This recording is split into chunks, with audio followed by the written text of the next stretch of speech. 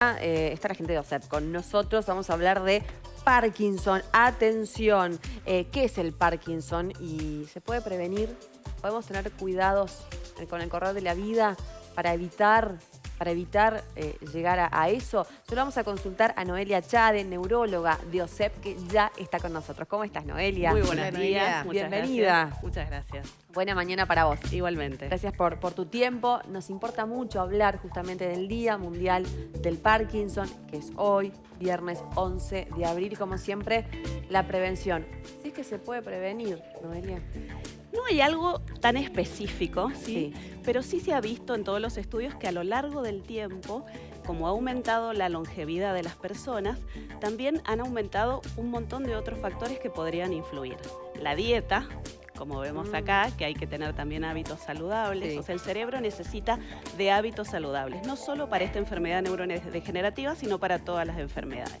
Esto del impacto ambiental, que vemos que con los años ha aumentado cada vez más, son factores que podrían ser prevenibles a lo largo del tiempo para que no se desarrollen un montón de enfermedades neurodegenerativas, cancerígenas, tener como este estatus cognitivo permanente de las personas, o sea, que estén como en un training cognitivo de hacer uso de sus funciones cognitivas, estudiando, trabajando, haciendo una actividad física. Son muchos los factores que pueden influir en tener un cerebro saludable. Sí, sí. O sea, no hay que dejar la cabeza tranquila. El estrés, sin dudas, es algo que estamos sometidos todos a estrés. No todas las personas van a reaccionar de la misma forma. Desde allí la genética va a tener mucho que ver para que ciertas personas que están sometidas a estrés desarrollen tal o cual enfermedad. Por la genética. La herencia es importante en ese sentido, Noelia. La herencia, la genética es importante, es más determinante que en muchas enfermedades, o sea, hablando específicamente de enfermedad de Parkinson, existe una predisposición genética y las formas genéticas de la enfermedad de Parkinson no es lo más frecuente. Lo más frecuente es que sean formas esporádicas. ¿Qué significa esto? Que hay un integrante de la familia que tiene la enfermedad. Sí vemos de que puede haber predisposición, pero hay un porcentaje que es menos del 10% que pueden haber formas genéticas. Sobre todo cuando hay un impacto del inicio de la enfermedad a una edad mucho más precoz. Claro, pero te decía recién el tema de mantener activa nuestra cabeza. ¿Es importante? O sea, es fundamental. ¿Es fundamental? Ustedes vean de que, o sea, el Parkinson es la segunda enfermedad más frecuente luego de la enfermedad de Alzheimer. Relacionando un poco con la enfermedad de Alzheimer y respecto a tu pregunta, ¿cuándo aparecen esas enfermedades? Cuando aparece la edad jubilatoria. Y en la edad jubilatoria, ¿qué es lo que sucede? Ese training cognitivo que hablábamos antes, lo dejamos de tener. Dejamos de levantarnos temprano, de tener una obligación, de trabajar el lenguaje, la comprensión, la expresión.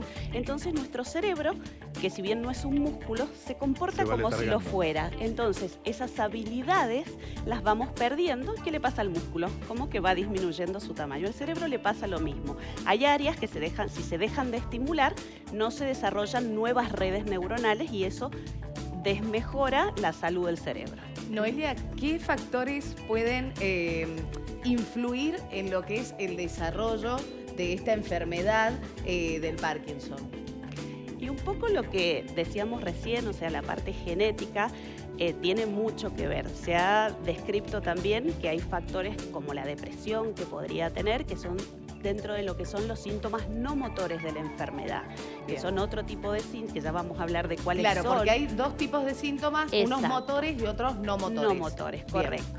Para hacer el diagnóstico de enfermedad de Parkinson necesitamos los síntomas motores, los cuales son lentitud en el movimiento, que haya rigidez, que haya temblor, que el temblor tiene una característica que es de reposo. Cuando está quieto un miembro, puede ser de las manos, de los miembros superiores o de los miembros inferiores, ¿sí?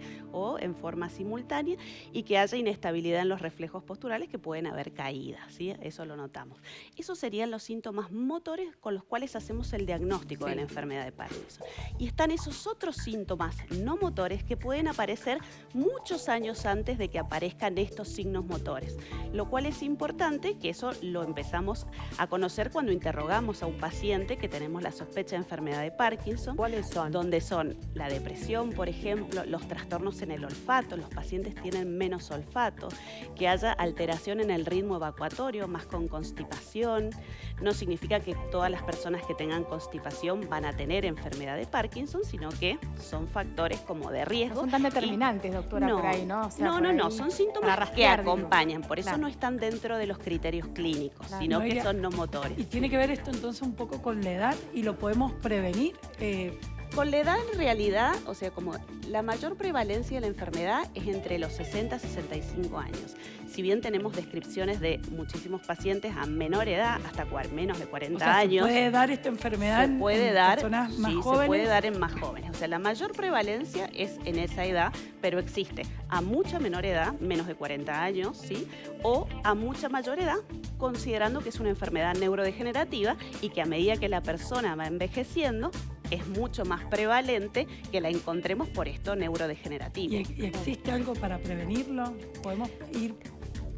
No, todos estos hábitos que mencionábamos antes, Gaby, de los hábitos saludables, de tener, o sea, hábitos en todo, en el manejo del estrés, en esto de los ánimos, de tener calidad en las horas de sueño, de hacer una actividad física, de mantener como también buenas actividades cognitivas, relaciones sociales, porque el cerebro, nosotros hablamos siempre del cerebro social. Sí. El cerebro social, ¿qué significa? O sea, que tengo que conectarme con otras Sí, sí, personas sí. porque eso también no solo mejora mi cognición, sino también regula mi conducta, regula mi ánimo. Entonces, hacer como esa gama de actividades para el cerebro saludable van a ser beneficiosas. Por supuesto que si hay un componente genético individual que tenga esa persona, o sea, los hábitos ayudarán a que si transita esa enfermedad sea mucho No, más llevadera. No, y una vez que te das, ¿se puede terminar la enfermedad? Esta es una enfermedad que es degenerativa Sí, o sea, si y te es da- lentamente Sí. progresiva. O sea, los síntomas van apareciendo y van incrementándose. Pero una vez que la tenés, no se puede curar, diríamos. No es curada. La enfermedad, lo que se hace en los tratamientos farmacológicos y no farmacológicos, que los ponemos a los dos en un nivel de importancia Pero igualitario. científicamente hoy hay mejoras, hay avances para darle mejor calidad de vida a las personas que ya tienen Parkinson. O sea, hay muchos estudios que van sacando, tratando de evaluar nuevas enfermedades. Por ejemplo, o sea, mucho se comenta de lo que es el cannabis, sí, que muchos pacientes compran incluso el cannabis. O sea, hay estudios que están en curso. Por el momento no es una recomendación. Probablemente en el futuro, en un marco como de mayor seguridad, eso puede hacer un estudio. Hay tratamientos también que son quirúrgicos, que pueden hacerse ablación de las estructuras, ¿sí?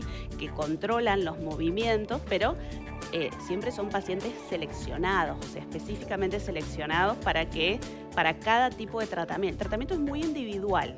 Sí, Noelia, me llama mucho la atención el tema este del cannabis, que mucha gente se ha refugiado ahí con el aceite, que es totalmente...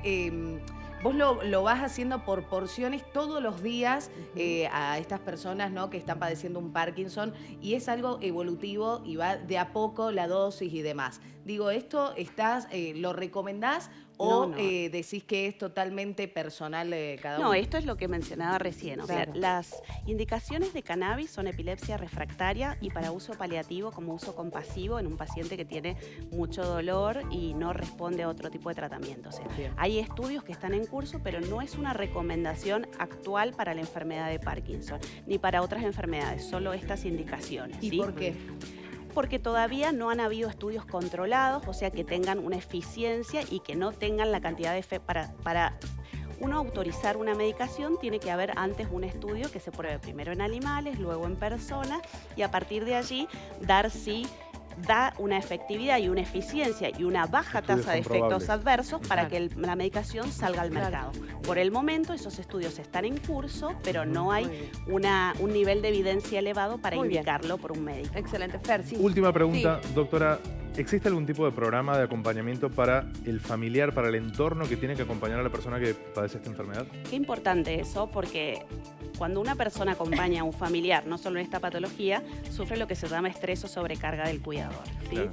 Y es el abordaje multidisciplinario que debe acompañar, asesorar. El médico neurólogo acompaña, asesora, necesitamos tener un psiquiatra, necesitamos tener a un psicólogo, ¿sí? A una terapista ocupacional, a un trabajador social y tener como información. Yo creo que cuando las personas que acompañan a los pacientes que tienen enfermedad de Parkinson manejan una información certera, o sea, a través de del personal médico, pueden manejar una enfermedad de otra forma.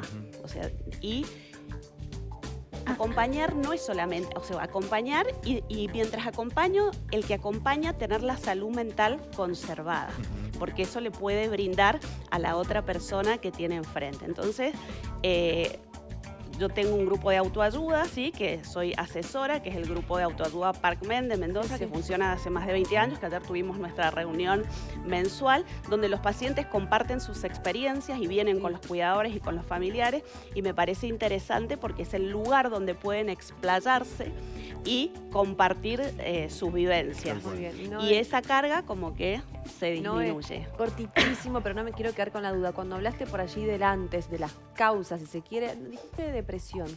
Y yo siento que hoy hay mucha gente que por allí está inmersa en depresión, en tristeza, que es otra cosa, pero que transita estos periodos. Sí. ¿Por qué lo mencionaste como tal vez causa de un futuro Parkinson?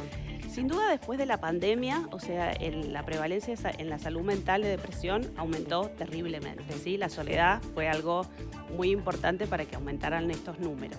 La depresión, o sea, se ha visto que estos trastornos del ánimo también favorecen otras enfermedades, no solo es eso, o sea, yo creo que el mensaje va más un poco de que si alguien tiene alguna alteración, ya sea ansiedad, de la personalidad, depresión, angustia, tiene que consultar, Tiene ¿sí? que tratarlo. Con un profesional especializado, que en este caso podría ser un psiquiatra. Si se acompañara de algún otro síntoma, de algún tipo de movimiento anormal, allí intervendría ya más el neurólogo. Pero creo que el mensaje va por ahí, o sea que hay que consultar, no hay que dejarse estar, porque a veces uno en la vorágine del trabajo, de todo lo que hace, dice ya se me va a pasar, lo voy a poder manejar, y a veces ante una mínima situación ese Total. estado anímico eclosiona, ¿sí? Exacto. Y ya no lo podemos manejar. Noelia, me parece un muy buen mensaje para cerrar la nota. Te agradecemos Bueno, muchas muchísimo que estés gracias. acá. Saludos a toda la gente de Los OSEP. invito también, claro, en OSEP tenemos todo un programa de rehabilitación también Sí. para los pacientes Sí. y el servicio de neurología de OSEP y todos los profesionales que son neurólogos del OSEP están capacitados y entrenados para determinar y diagnosticar con precisión la enfermedad de Parkinson, así que pueden consultarnos. Muchísimas gracias. ¿Listo? Gracias. De Hasta muy nada. pronto, Noé. Gracias. Hasta luego.